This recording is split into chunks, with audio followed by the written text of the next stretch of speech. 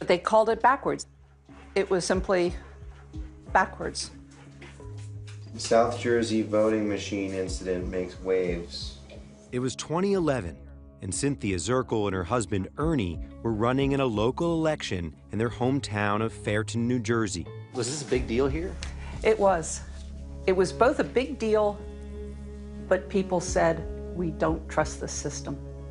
And that was sad, very sad. How did you know you would win this election? Because I knew 33 of the people that voted for us, and we lost 33-10. And I knew that that wasn't the case. The results had been switched with those of their opponents. We started calling people that we thought we knew voted for us because it was just in this district of this township, and we know everybody in this district. Because people voted on electronic voting machines that leave no paper trail, there was no way to recount the votes. Do you blame the electronic voting machine? Now I blame people. And unfortunately, I think that no matter what system you come up with can be rigged. The FBI investigating accusations Vladimir Putin and the Russians were trying to sway the election. The system, folks, is rigged. It's a rigged, disgusting, dirty system. The FBI says states should be on guard to protect against computer attacks that could jeopardize the integrity of their elections. This November, millions of Americans will be voting on electronic voting machines. In 5 states, people will be casting their ballots exclusively on touch screens that leave no paper trail, as well as in individual counties in several other states. When you have an electronic voting machine with no paper ballot, then you're completely relying on the software in the voting machine to tell you who won. And software is easily replaced in a computer, so somebody can replace it with fraudulent software that lies about who won. Now I'm going to unscrew this sheet metal panel. That's computer scientist Andrew Appel. He knows what he's talking about because he's actually hacked the voting machines himself. And you see, you don't have to be a computer expert to actually hack the voting machine. So I remove it simply by prying it loose from its socket with a screwdriver. If it's a really close election, then one swing state will make the difference. In the battleground state of Pennsylvania, one of the largest counties is using the very same machine that Dr. Appel hacked. If someone has access to a room full of machines and one computer scientist is able to change a memory chip in 7 minutes, is it possible that a room full of machines could be compromised? Honestly, I don't know how you could do it in 7 minutes. You could maybe, once the panels were off, it may not take that long. In our case, there would be some evidence of tampering that the judge of election would obviously notice that next day. These machines are put into a school, they're in a warehouse. Is it secure? Each polling location is supposed to have a secure locked room in which the machine is placed. The machines themselves have a lock on them. And then we have, and I'm not going to explain it, but we do have also an additional tamper-evident safeguard. Election officials point out that Dr. Appel's hacking methods require being able to physically access the machines. So we went to see how hard that would actually be in Mercer County, New Jersey. This is the warehouse. We have 600 machines in here.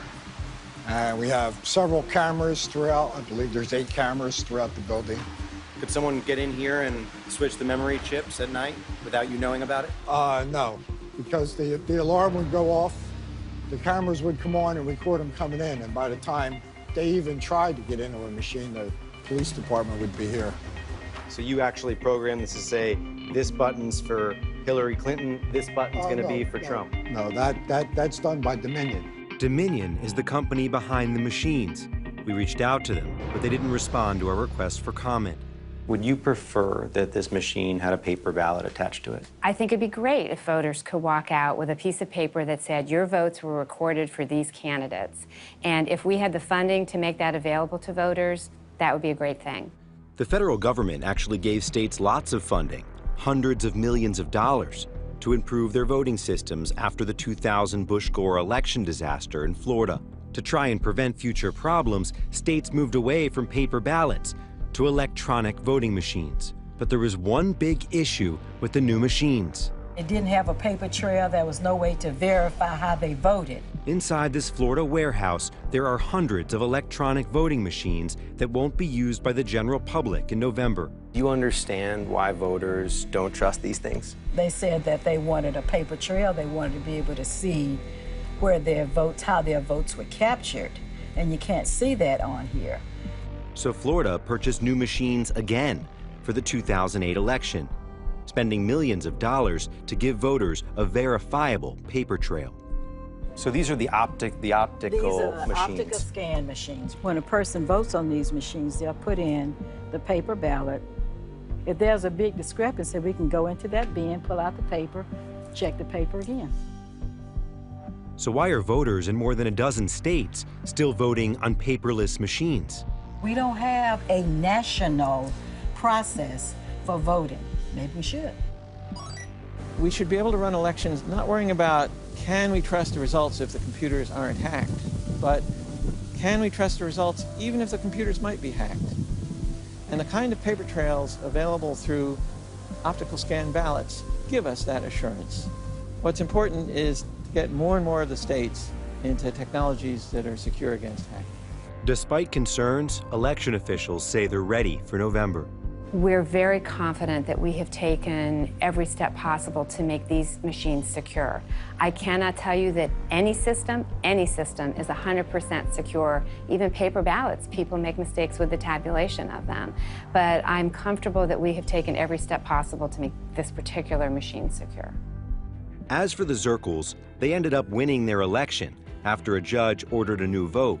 Still, they have little faith in our electoral process. When you have candidates that have enormous amounts of money at their disposal, elections can be bought, and they can be bought at the local level in enough places that it will make a difference. And that's my biggest fear. Can you trust a voting machine that's electronic with no paper trail? No. And you can't trust the people running that kind of a system.